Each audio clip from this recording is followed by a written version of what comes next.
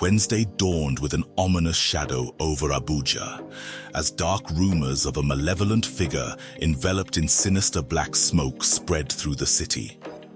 Panic gripped the hearts of its residents, as the devil himself seemed to have descended upon the capital. No one could predict the unfolding events of the day. Who would be the next victim of this diabolical presence? What were the devil's intentions? This fear transcended social boundaries, affecting both the wealthy and the less fortunate. The unsettling rumor had been ignited by the cab driver who had transported Clifford to town the previous day. He claimed that the devil had surfaced in the affluent Asokoro district, where the elite of the Federal Capital Territory resided. However, the origins and motives of this malevolence remained shrouded in mystery, leaving the populace baffled and terrified. The police force found itself ill-equipped to handle the escalating crisis. 4 officers had fallen victim to the evil force just days earlier, leaving law enforcement in a state of bewilderment. Seeking refuge in the church, some believed that only divine intervention could bring an end to this nightmare, as pastors implored the citizens to intensify their prayers. Yet skepticism persisted among those who doubted the existence of a black smoke-wielding devil. The brutal hanging of a young girl on a bridge had sparked speculation of ritualistic involvement, further complicating the narrative. The cab driver's revelation about where he had dropped off Clifford had prompted some of Mustafa's neighbors to flee their homes. Those who remained could see that the gate to the white man's house stood ajar, an unsettling departure from the norm. Fear pervaded the town. Inspector Lucky, haunted by sleepless nights, found himself bombarded with incessant phone calls. His superiors, wealthy individuals, journalists, friends, and concerned citizens all demanded answers. However, he was as perplexed as they were. After the fruitless raid on James's home, Lucky returned to his division in Lugba, only to be met with news of another murder in the area. The victim's girlfriend reported that the killer matched Clifford's description, with a dark smoke hovering around him during the murder. Questions abounded, such as why Clifford spared her and what connection these murders had to the stolen medallion. Lucky had learned that Clifford's actions were erratic and unpredictable, adding complexity to the case. While it was clear that Clifford sought the medallion, the motive behind the seemingly random killings remained elusive. Why spare some victims? Why didn't he harm the taxi driver or the last victim's girlfriend? What drove him to visit the merchant? And was the merchant still alive? The inspector had ordered his team not to attempt a rescue of the white man in Asokoro, keeping the information from Odeon hidden for now. Only Audu was privy to this crucial detail. Lucky pinned his hopes on Odeon, the bald-headed monk who appeared to hold a vital role in this unfolding drama. As he rose from his bed, he pondered the uncertain day ahead. How could he remain passive when he knew the killer's location? The case frustrated him, and he wondered about the mysterious plan of the gods. Another challenge loomed: finding James. The sudden appearance of the drug dealer had complicated matters. Yet the writer had hinted at James through mentions of Ikini, Chief Uzor, and Bola. The web of intrigue deepened, leaving Lucky bewildered. Who could have imagined that Sandra and Angela, the 2 women he had been with on the first day of this chaos, were deeply entangled in the gods' plan? The enigmatic nature of the divine scheme confounded him. He hoped that Saint, who carried the gods' plan within his heart, would unveil some answers. He found solace in knowing that Odeon was with Saint, ensuring the writer's safety, at least for the time being.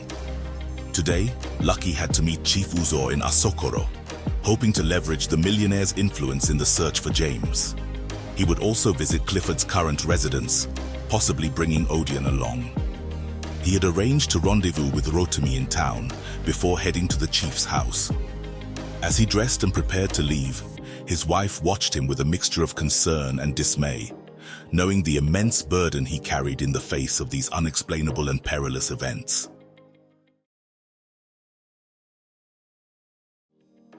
Clifford's awakening was met with disorientation and unease. As he surveyed his unfamiliar surroundings, he almost ran out of the room when he saw a human head beside him on the bed. There was blood all over the room and much on the bed. His body was all stained in blood. He wondered what he was doing here and what was happening to him. A mysterious voice filled the room, speaking of the day ahead and the need for his strength. The voice, like a coarse whisper, emanated from an unseen source, enveloping the room in an eerie atmosphere. Clifford scanned the room and noticed the ominous black smoke that shrouded the ceiling, instantly recognizing it as Ghaoul. Memories of the past 2 euphoric and energetic days surged back, a stark contrast to his previous self. Ghaoul's presence had elevated him to an almost godlike status, devoid of remorse, enabling him to end lives at will. His gaze returned to the gruesome sight of the severed head on the bed, a reminder of the satisfaction he had derived from Mustafa's demise, surpassing any monetary reward. He rose from the bed and made his way to the living room, craving a sip of water. There, the girl's lifeless body sprawled across the center table, her severed head lying in 2 halves. He was shocked at the sight. Had he truly committed this gruesome act? He located a large fridge near the dining table. There, he retrieved a bottle of water, while observing Ghaoul's dark smoke form already present. Ghaoul signaled the urgency to leave by gesturing toward the door, where smoke billowed. Clifford, looking disheveled and reeking of bloodstains on his clothing, hesitated briefly before moving. Ghaoul's impatience was evident as he urged Clifford to hurry along, mindful of the dwindling time. Clifford left the house and approached a Toyota Camry parked in the compound. As he walked, the dark smoke gradually receded into him. He encountered a hurdle when he realized he had no key, relying on his past experience with car theft. Breaking the driver's window, Clifford gained entry, expertly hot-wiring the car's ignition. He drove through the compound's gate, seemingly indifferent to the onlookers, which included police officers. A sense of freedom and invincibility coursed through him as he continued to follow the writer's spiritual energy, leading him from Asokoro to Maitama. Unbeknownst to him, a police car discreetly trailed behind him, a detail that didn't register with him. Clifford brought the Camry to a halt in front of a grand guest house, fully aware that both the writer and the monk were inside. This time, he was determined to evade any interference from the monk. Exiting the car, Clifford approached the gate, casting an intimidating aura that silenced all who witnessed his arrival. He proceeded directly to Saint's room, kicking the door open. The time on the clock still read 7:30 a.m., and Saint and Janet remained in bed, engrossed in watching TV. They had recently received a call from the inspector inquiring about their well-being and Odion's status. Clifford's menacing entry disrupted their morning routine as he, cloaked in a dark smoke aura, approached the bed. Janet's scream pierced the air as Clifford seized her boyfriend. Saint, taken by surprise, found himself powerless against Clifford's overpowering grip. Saint's bewilderment deepened when Clifford shifted his focus to Janet and the malevolent smoke began to engulf her. Desperate to protect Janet, Saint pleaded with Clifford to spare her and offered his assistance in locating the medallion.